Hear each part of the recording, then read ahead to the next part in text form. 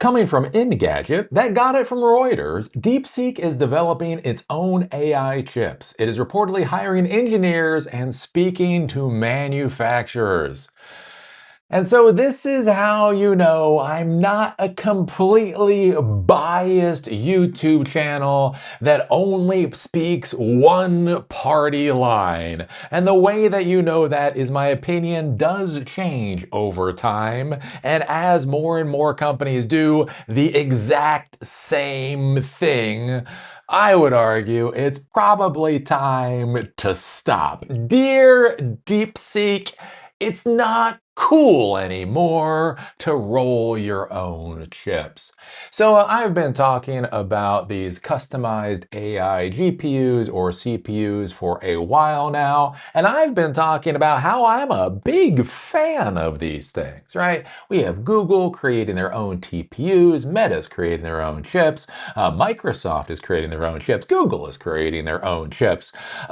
Basically everybody is creating their own chips. Z.AI is creating their own chips. I think Alibaba is going to be creating their own chips. And one of the things that I've been talking about for a while is when you look at computer hardware, the more specialized you can make the computer hardware, the more focused you can make that hardware on completing one specific task, the better it is generally going to be for your architecture, right? It is generally going to run more efficiently. The output is generally going to be faster. And depending on how many of these custom chips you get built, there a lot of times you can actually bring the cost way down. Instead of handing NVIDIA $40,000 per GPU, you can actually get 90% of the output of an NVIDIA GPU for $10,000. That was one of the things, I think it was Grok was a company that got, I don't know, gutted by NVIDIA, but that was one of the things that they were doing.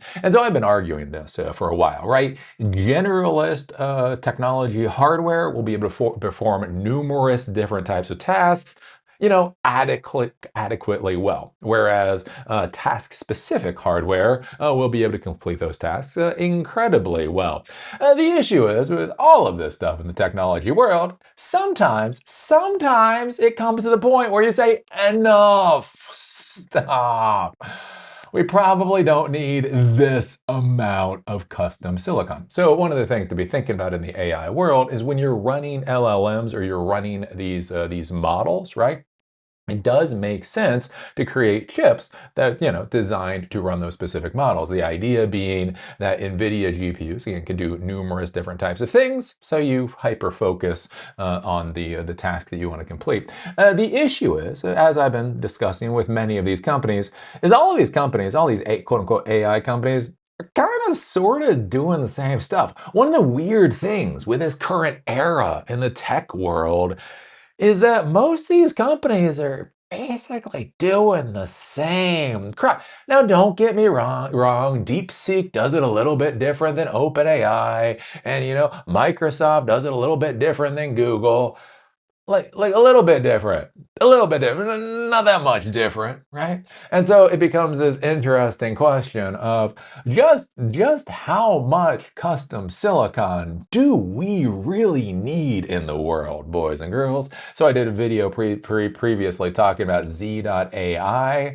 They're looking at creating their own custom silicon in China, and so I don't know. I will be curious to see how far this particular trend goes. The other thing to be thinking about too is many times I discuss the fact of the matter that most technology companies, most executives at technology companies, whether they're American technology companies or they're Chinese technology companies, they're lemmings, right? There's this idea that the CEOs of these tech companies are visionaries and rebels and all that kind of horse. No, they are lemmings who have monopolized keystones of modern civilization and ergo are trying to basically extract rent because they've monopolized those sort of things. They all basically do most of the same crap, right? That's the amazing thing in the tech world right now is you see one company do it and then all of a sudden all the other companies do it. And you're like, if you actually had, a little bit of originality, like a little bit of originality, you would see you would see, different ways to accomplish kind of, sort of, the whatever it is you're trying to go after. Like one of the most interesting things right now with Jan LeCun, he was the guy.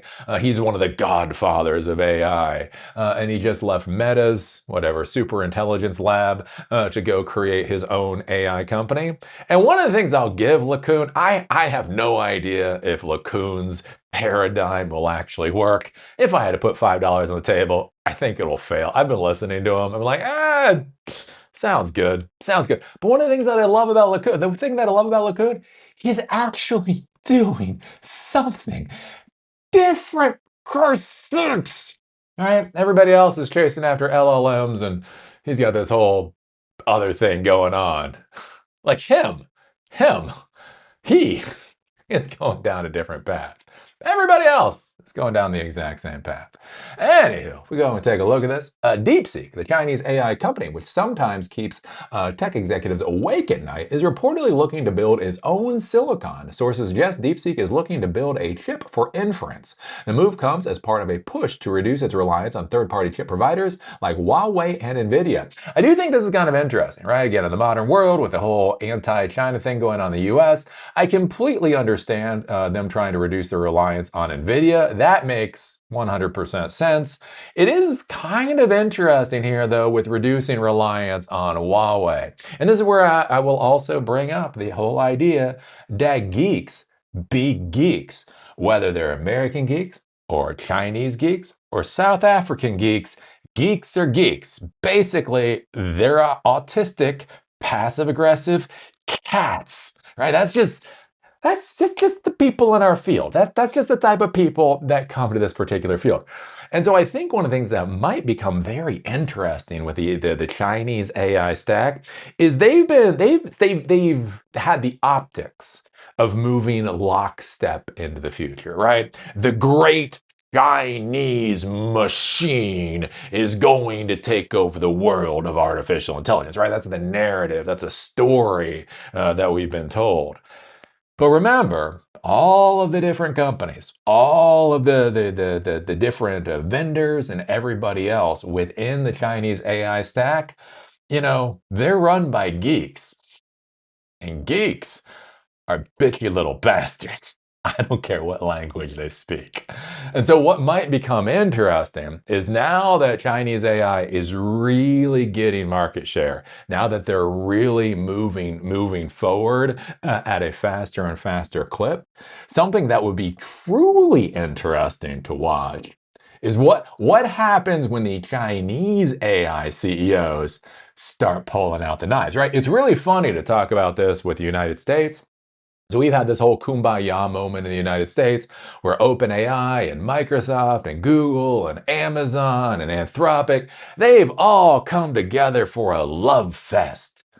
And the thing that I've been talking about for a long time is that makes me scared. That makes me scared to my bones, because that's not how the tech world operates.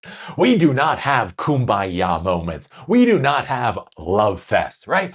Basically, it's kind of like, if you're raising cows, like you're probably nicest to your cow right before you hit it in the head with a sledgehammer. Right, because you don't want the cow to run away. No, come here, cow. No, cow, I love you a lot. No, cow, this is going to go well. And then you hit it in the head with a sledgehammer, because otherwise, right, if you start screaming at a cow, it's gonna run away. And it's much more difficult to hit it in the head with a sledgehammer. So that's why you're nice. Kind of to it. And so that's one of the things I've been talking about. It's been interesting with the U.S. AI tech stack is where we've started to seeing the knives come out from the CEOs. And so I do wonder, right, if there will be a correlation in the Chinese AI tech world where, hey, now that things have solidified, now that they have proved their value, now that people kind of sort of understand what's going on, things might get ugly. Anyways, I don't know what to tell you, people. Oh, let's see here. The report suggests DeepSeek is already in talks with manufacturing partners and has quietly begun hiring engineers to support the effort. Given how the company made its name with an open source model that could hold its own against the big names for a fraction of the cost, its interest in chip development should be taken seriously, especially if it finds a way to create similar cost and power savings, which would likely put another dent in Nvidia's stock. I do think DeepSeek is now up to something like a $45 billion valuation, so they have been bringing in investment money. And the thing to be thinking about with creating these custom chips is that you do not have to be an Intel, you do not have to be an NVIDIA. A lot of startup companies have been spinning up in order to create this kind of customized hardware. Again, there was this company called Grok. When I say, I don't know, it was Grok with a K, not Grok with a Q. I get so confused. Anyways, not Twitter Grok, not XAI Grok. There's a different Grok. Anyways, they were a startup. They were really cool. I was really rooting for them. And then Jensen Huang came in and just gutted that company. But the important thing to understand is that was a startup company that was actually able to create hardware and all that kind of stuff. And so it does make sense that DeepSeek would be able to go down this route. The question that we are going to get to very shortly, though, with all of this custom AI silicon out there, is at what point do you hit diminishing returns, right? Like if NVIDIA is the vendor that has a $40,000 GPU. So your custom GPU costs $10,000 and gives you 90% of the output, right? That makes sense, right? That's, again, first mover advantage or whatever else. The problem is when you've done that and Meta's done that and Microsoft's done that and Google's done that and Alibaba's done and ByteDance has done that and when everybody essentially at the end of the day, they're all creating their own quote unquote custom chips that basically look like everybody else's custom chips, you have to wonder when it just stops making sense anymore. Again, that's a big thing to be thinking about in the tech world. Is everything comes down to scale, right? Doing something small, you can get a massive value return on investment value out of that. But as soon as more and more and more people start doing the exact same thing, it does start to become more of a question mark of why are you going down this particular route? So anyways, what do you think about this? What do you think about DeepSeek trying to create their own silicon? What do you think about the idea of the Chinese AI CEOs starting to pull out the knives, right? DeepSeek is looking to reduce reliance not just on NVIDIA, which again completely makes sense there. But what's more interesting there with Huawei too? What's going on there? Is there something more interesting to be thinking about? Anyways, put your thoughts down in the comment section. If you like these episodes, do remember they're on Spotify and on Apple Podcasts. Link is down below. Also, if you want to follow me on LinkedIn, there's a link down there too. With that, see y'all later.